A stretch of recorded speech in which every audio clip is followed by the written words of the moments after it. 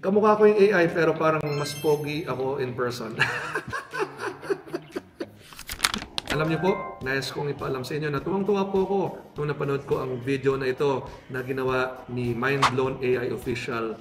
Ito po ay isang AI video ni Mayor Francis Zamora at talagang nakakatuwa po siya. So, ito po, nais ko lang i-break down yung video nito.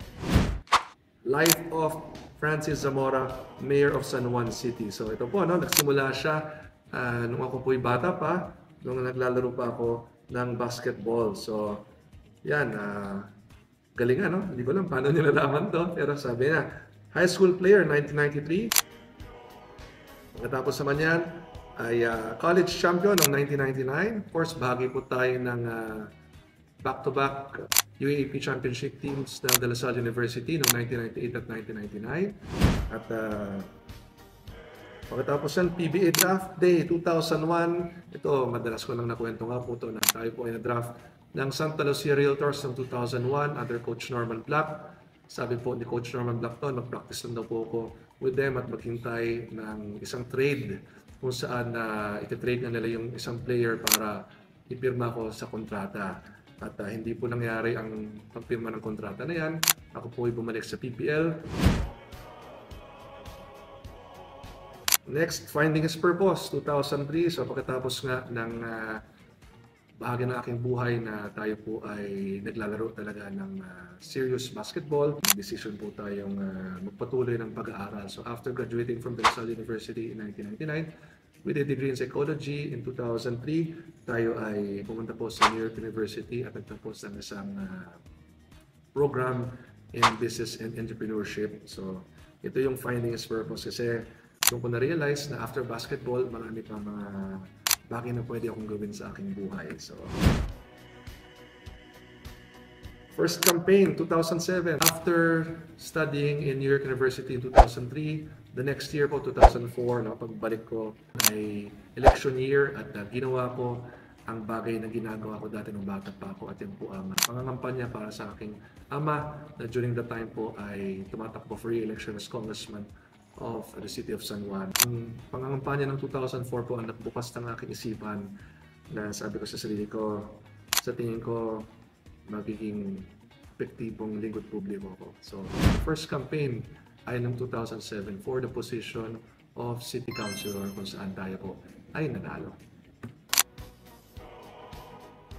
Vice Mayor Days 2010. Yes, after being a City Councilor for one term, tayo po ay tumakbo na ng Vice Mayor noong 2010 kung saan tayo po ay nanalo at tayo po ay nagsilbi bilang Vice Mayor for 6 years. So 2 terms po tayo naglingkod bilang Vice Mayor ng lungsod ng San Juan. At noong 2016, ito, Battle with the, hindi ko nababasahin ang kailangang pangalan, makikita nyo naman dito. Pero, Battle with the.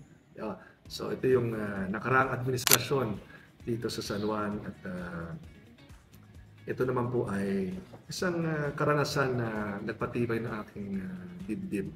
Kahit na hindi na tayo Vice Mayor, kahit natalo tayo bilang Mayor, ay pinagpatuloy po natin ang ating pagtulong sa ating mga mamamayan. At pagkatapos po ng 3 taon, ito na, election victory in 2019. So, tayo po ay nabigyan ng pagkakataon na maging mayor ng lungsod ng San Juan noong taong 2019. At alam naman po ng aming mga mamamayan ang pinagdaanan ko pong kalungkutan, hirap, yung pagod, so yung sama ng loob.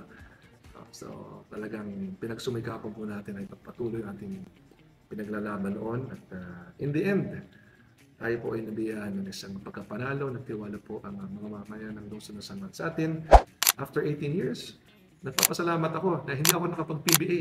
Kasi kung nag-PBA ako noon, hindi ako magiging konsyal, hindi ako magiging vice mayor, hindi ako magiging mayor kasi magbabago ang aking career path. Tinalo natin at pinabagsak ang isang 50-year dynasty dito sa lungsod ng San Juan at yan na po ang simula ng makabagong San Juan. So, 2020, ang pandemic challenge, ang San Juan po ang site of the first local transmission of COVID-19 in the Philippines. Tayo po ay nakabangon pagkatapos nito at in fact, ang lungsod ng San Juan po ang first local government unit in the country to achieve herd immunity. Number 1 po tayo sa vaccination sa buong Pilipinas. At ito po, noong 2022, tuloy-tuloy na po ang ating paglilingkod bilang mayor ng San Juan.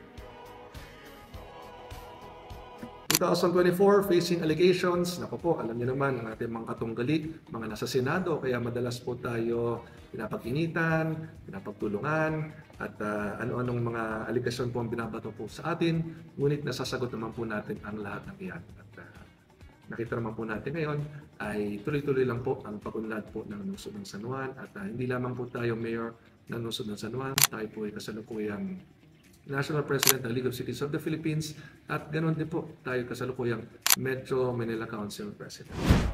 And serving the people of San Juan again in 2025. So yan po ang kwento ng aking buhay. Kaya muli ako nagpapasalamat kay Mind Blown AI Official sapagkat tuwang-tuwa po ako sa ginawa ninyong AI video.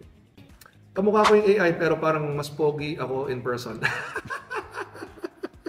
Kaya na makakapag-assess kung totoo sinasabi ko.